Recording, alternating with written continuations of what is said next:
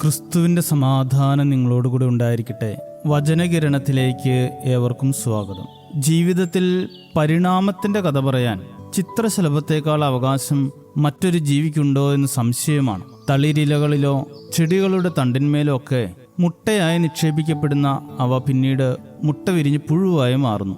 സ്വന്തം തോട് ഭക്ഷണമാക്കി വളരുന്ന പുഴുവും ഇലകളുടെ സ്വാദിലൂടെ വളർച്ച പ്രാപിക്കുന്നു. പിന്നെ ജീവിതത്തിലെ അടുത്ത ഘട്ടമാണ് പ്യൂപ്പ എന്നാണ് മലയാളത്തിൽ ആ അവസ്ഥയെ വിശേഷിപ്പിക്കുന്നത്. ജീവിതത്തിലെ കറുത്ത അധ്യായമാണ് പ്യൂപ്പ. ഇരുട്ടിന്റെ മറവിൽ വേദനയുടെ കാഠിന്യത്തിൽ കഴിയേണ്ടി വരുന്ന കാലം. പക്ഷേ അതെല്ലാം ജീവിതത്തിലെ ഏറ്റവും മനോഹാരിത വെളിപ്പെടുത്താനാണെന്ന് തെളിയിച്ചുകൊണ്ട് ഒരു ദിവസം മനോഹരമായ ചിറകുകളുള്ള ഒരു ചിത്രശലഭമായി അത് പറന്നുയരുന്നു. അഴകേറിയ കുഞ്ഞു ചിറകുകൾ വിരിച്ച് പാറി നടക്കുന്ന ശലഭങ്ങൾക്ക് പിന്നിട്ട വഴികളിലെ രൂപമാറ്റങ്ങളും വൈകൃതങ്ങളെ മനോഹാരിതയാക്കി മാറ്റുന്ന ദൈവത്തിൻ്റെ കരവിരുതിനെക്കുറിച്ചുമൊക്കെ പറയാനുണ്ടാകും. പൂവുകൾ തോറും പാട്ടും പാടി നടന്ന് മധു നുകരുന്ന ഓരോ ശലഭവും തൻ്റെ പരിണാമത്തിൻ്റെ കഥ വെളിപ്പെടുത്തുന്നുണ്ട്.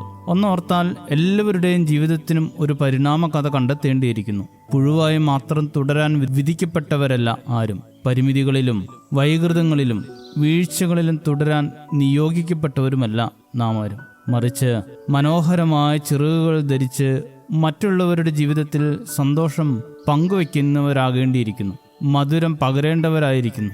മനുഷ്യന്റെ ജീവിതത്തിലെ ഏറ്റവും വലിയ സാധ്യതയുടെ പേരാണ് ഈ ശലഭാവസ്ഥ എന്നത്.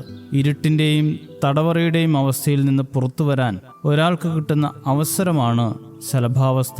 1 കൊരിന്ത്യർ 3-ാം അധ്യായത്തിൽ പരിശുദ്ധ പൗലോസ്ലീഹ പരിഭവിക്കുന്നത് പോലെ, നിങ്ങൾക്ക് കഠിന ഭക്ഷണം തരണമെന്ന് എനിക്കുണ്ട്, പക്ഷെ ഇപ്പോഴും നിങ്ങൾ വളർച്ച പ്രാപിച്ചിട്ടില്ല എന്ന്. വളർച്ച പ്രാപിക്കണമെങ്കിൽ പ്യൂപ്പയിൽ നിന്ന് പുറത്തു വരണം. കഠിനമാണത്.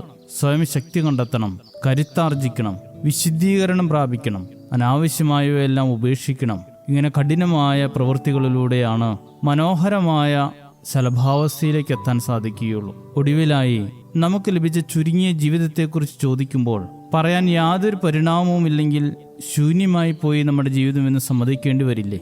ജീവിതത്തിലെ എണ്ണിയാലൊടുങ്ങാത്ത അവസരങ്ങളിൽ ഒന്നിൽ പോലും എനിക്കുണ്ടാകേണ്ട മാറ്റത്തിനാണ് ഈ അവസരമെന്ന് തിരിച്ചറിയാൻ പറ്റാതെ പോകുന്നവർ തീർച്ചയായും പരാജിതർ ആകും. പുഴുവായി തുടരേണ്ടവരല്ല നാം ആരും, ശലഭമായി പറക്കേണ്ടവരാണ്. അതിന് നാം ആരാണ് എന്ന് തിരിച്ചറിവുണ്ടാവുക എന്നതാണ് പ്രധാനം. ശലഭമാകാൻ ആണ് വിളിക്കപ്പെട്ടതെന്ന ബോധ്യം പരിണാമത്തിലേക്ക് നയിക്കട്ടെ. ശുഭദിനം നേരുന്നു. ദൈവം അനുഗ്രഹിക്കട്ടെ. നാഥാ നീ മാറ്റേണമേ, എന്നെ നീ മാറ്റേണമേ, പൂർണ്ണമായി മാറ്റേണമേ, അങ്ങേതായി മാറ്റേണമേ. നാഥാ നീ മാറ്റേണമേ, എന്നെ നീ മാറ്റേണമേ, പൂർണ്ണമായി മാറ്റേണമേ, അങ്ങേതായി മാറ്റേണമേ. നാഥാ സമർപ്പിക്കുന്നു, എന്നെ സമർപ്പിക്കുന്നു,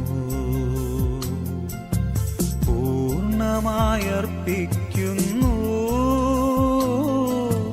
കാഴ്ചയായി അർപ്പിക്കുന്നു. നാഥാ സമർപ്പിക്കുന്നു, എന്നെ സമർപ്പിക്കുന്നു.